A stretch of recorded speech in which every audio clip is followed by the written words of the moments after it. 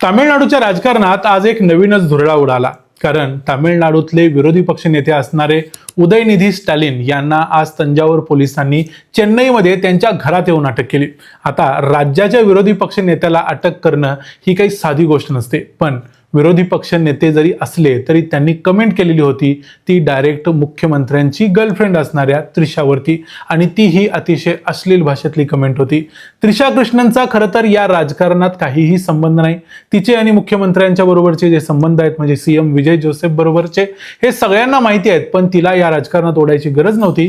पण उदयनिधी स्टॅलिन बोलता बोलता हवा करता करता असं काही बोलून गेले की ज्यामुळं तिथल्या लोकांच्या भावना दुखवल्या. आणि आपल्याला माहिती आहे तामिळनाडूचं राजकारण हे व्यक्तिवादी राजकारण आहे. त्यामुळे आता सीएम विजय यांनी निर्णय घेतलाय की उदयनिधी स्टॅलिन यांना अटक करायची, आणि त्यांना अटक झालेली आहे. मग नेमकं त्रिशा कृष्णनबद्दल ते काय बोलले, आत्ताच्या तामिळनाडूच्या राजकारणात काय काय चाललंय ते सगळं बघूया आजच्या या व्हिडिओमध्ये. मी आहे रणजित यादव आणि तुम्ही पाहताय द मराठी बाणा. इथं कॉन्टेक्स्टसाठी एक गोष्ट लक्षात घ्या, ती म्हणजे तामिळनाडूचे पूर्वीचे जे मुख्यमंत्री होते एम.के. स्टॅलिन, या एम.के. स्टॅलिन यांचा मुलगा म्हणजे उदयनिधी स्टॅलिन. आणि उदयनिधी स्टॅलिन आता सध्या विरोधी पक्ष नेता आहे, कारण एम.के. स्टॅलिन यांचा परवा झालेल्या विधानसभेच्या निवडणुकीत पराभव झालेला होता. त्यामुळे उदयनिधी स्टॅलिन आता सध्या तामिळनाडूचा डीएमकेचा चीफ आहे असं देखील आपण म्हटलं तरी समजू शकतो. आणि या तामिळनाडूच्या महत्वाच्या नेत्याला आता तिथल्या पोलिसांनी अटक केलेली आहे, आणि याचं कारण त्रिशा ठरलेली आहे. नेमकं हे समजून घेण्यासाठी आपल्याला जी सभा झाली, ज्या सभेमध्ये उदयनिधी स्टॅलिन बोलले ते काय बोलले ते समजून घ्यायला पाहिजे. डीएमकेच्या उदयनिधी स्टॅलिन यांची काल 3 ऑगस्ट 2026 ला तंजावरमध्ये एक सभा झाली. या सभेमध्ये ते कावेरीच्या पाण्याच्या प्रश्नावरती बोलत होते. कारण कावेरीचा पाण्याचा प्रश्न समजून घ्यायचा तर एक साधी गोष्ट आहे, ती म्हणजे कावेरी नदी ही कर्नाटकात उगम पावते आणि पुढे ती जाते तामिळनाडूमध्ये. त्यामुळं कर्नाटकचा एक प्रकारे कावेरीच्या पाण्यावरती कंट्रोल असतो. त्यामुळं कर्नाटक आणि तामिळनाडू यांच्यामध्ये कावेरीच्या पाण्यावरून वाद आहे. तो वाद कोर्टात गेलाय, सगळीकडे झालाय, कोर्टाने त्याच्यावरती निकाल दिलाय. आणि यामध्ये असं सांगितलंय की जूनमध्ये 9.9 TMC पाणी सोडायला पाहिजे कर्नाटकनं तामिळनाडूकडं, आणि जुलैमध्ये 32 TMC पाणी सोडायला पाहिजे. पण प्रत्यक्षात आपल्याला माहिती आहे कर्नाटक अशा प्रकारे जे काय कमिटमेंट कोर्टाला देतो त्या पाळत नाही. कर्नाटक त्या बाबतीत आगाव आहे. आपण आलमट्टीच्या बाबतीमध्ये देखील या गोष्टी बघितलेल्या आहेत. आलमट्टीमध्ये कसं पाणी तटवून ठेवतात आणि त्यामुळं महाराष्ट्रात कसा पूर येतो, या सगळ्या गोष्टी आपण बघितल्या. त्यामुळं कर्नाटक आणि तामिळनाडूमधल्या या वादामुळं तामिळनाडूमध्ये तंजावर, नागपट्टिनम आणि तिरुवरूर ह्या जो सगळा एरिया आहे या ठिकाणी पाणी पोचतच नाही. आणि यावेळेला तर आपल्याला माहिती आहे की पाऊसच कमी पडलाय. पाऊस कमी पडल्यामुळं तिथल्या पिकांचं नुकसान झालंय. तिथलं जे पेरणीचा हंगाम होता तो सगळा आता गेलाय. त्यामुळं या मुद्द्यावरती उदयनिधी स्टॅलिन तिथं तंजावरमध्ये भाषण करत होते. यावेळी उदयनिधी स्टॅलिन यांनी काय काय स्टेटमेंट केली ते सगळ्यात पहिल्यांदा समजून घ्या. ते म्हणाले की तंजावरमध्ये आणि त्या संपूर्ण भागामध्ये शेतकऱ्यांना 25,000 एकरी मिळाले पाहिजेत, तिथं दुष्काळ जाहीर झाला पाहिजे.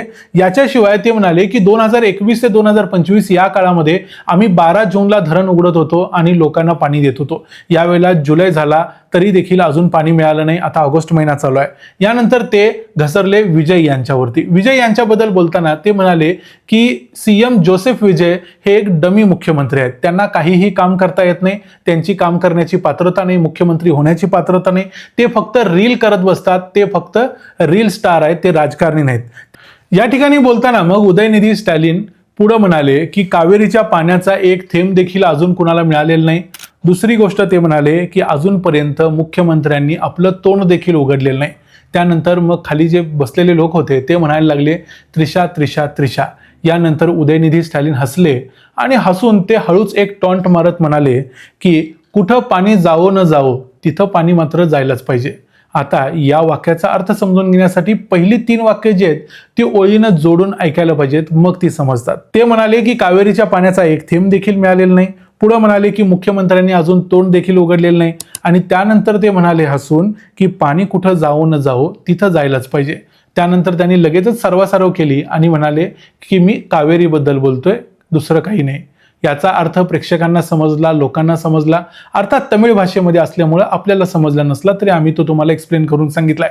आता ऍक्च्युली ते काय बोलले याचा अर्थ तुम्हाला जर कळला नसेल तर आम्ही त्याला काय करू शकत नाही, याच्याविषयी जास्त एक्सप्लेन आम्ही करू शकत नाही. खरं तर या सगळ्या वादामध्ये आणि तंजावर मधल्या त्या पाण्याच्या प्रश्नामध्ये जो प्रश्न अत्यंत महत्वाचा होता, तिथं अशा प्रकारे त्रिशाचा संबंध जोडण्याची काहीही गरज नव्हती आणि अशा प्रकारची अश्लील टिप्पणी करण्याची देखील काही गरज नव्हती, पण ती उदयनिधी स्टॅलिन यांनी केली. त्यांना अशा प्रकारचे स्टेटमेंट्स करायची सवय आहे आणि त्यामुळे वाद पेटला. आता तामिळनाडूचं राजकारण भडकलेलं आहे. आज सकाळी 10 वाजल्यापासून TVKचा मोर्चा चालू झालाय तामिळनाडूमध्ये आणि त्यानंतरच मग TVKच्या काही पदाधिकाऱ्यांनी याच्याबद्दलची कंप्लेंट पोलिसात केली आणि त्यानंतर पोलिसांनी भारतीय न्याय संहितेचं कलम 196, 192, 352 याच्याशिवाय IT ऍक्ट अशा अनेक कारणांच्या सकट उदयनिधी स्टॅलिन यांना अटक केलेली आहे. याचा अर्थ थोडक्यात असा आहे की महिलांच्या विरोधात अश्लील टिप्पणी करणे, महिलांच्या विरोधात त्यांचा विनयभंग होईल अशा प्रकारचे कमेंट्स करणे, असे काही गुन्हे त्यांच्यावरती आता लावलेले आहेत आणि त्यामुळे त्यांना अटक झालेली आहे. आता जेव्हा अटक झाली त्यानंतर मग उदयनिधी स्टॅलिन म्हणाले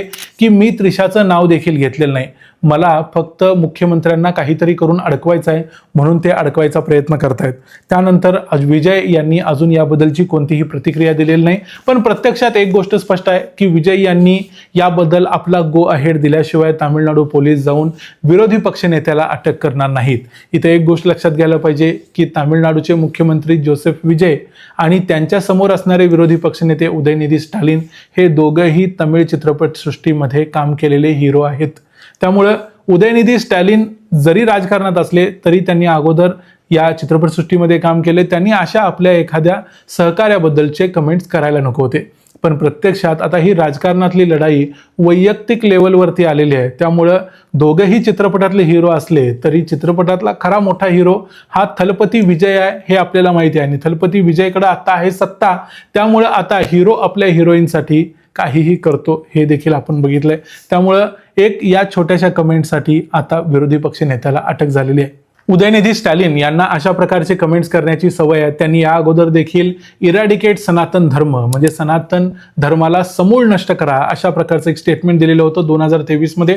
त्याबद्दल त्यांच्यावरती भारतातल्या वेगवेगळ्या 6 राज्यांच्या मध्ये केसेस घातलेल्या आहेत, त्या अजूनही चालू आहेत. याच्याशिवाय मागच्या काही महिन्यापूर्वी नवीन विधानसभा जेव्हा अस्तित्वात आली त्याही वेळी त्यांनी अशा प्रकारचं स्टेटमेंट केलं. त्यामुळे खरं तर MK स्टॅलिन तिथं नसताना त्यांनी DMKला सांभाळणं अपेक्षित आहे, पण प्रत्यक्षात DMKला सर्वात जास्त डॅमेज तेच करतायत. तामिळनाडूच्या राजकारणामध्ये व्यक्तिवादी राजकारण केलं जातं, व्यक्तिपूजा केली जाते हे आपल्याला माहिती आहे. त्रिशा कृष्णनचा देखील तिथे एक वेगळा मोठा बेस आहे, तिथं विजयचा बेस आहे आणि हे सगळा मोठा चित्रपटसृष्टीतल्या कलाकारांचा बेस असताना देखील त्यांना अशा प्रकारे हर्ट करून स्वतःला डॅमेज करायचं काम सध्या उदयनिधी स्टॅलिन करतायत असं दिसतंय. या संपूर्ण प्रकरणाबद्दल तुम्हाला काय वाटतं ते आम्हाला कमेंट्समध्ये जरूर सांगा. व्हिडिओ आवडला असेल तर व्हिडिओला लाईक करा, चॅनलला सबस्क्राईब करा. पुन्हा भेटू पुढच्या व्हिडिओमध्ये. तोपर्यंत पाहत राहा द मराठी बाणा.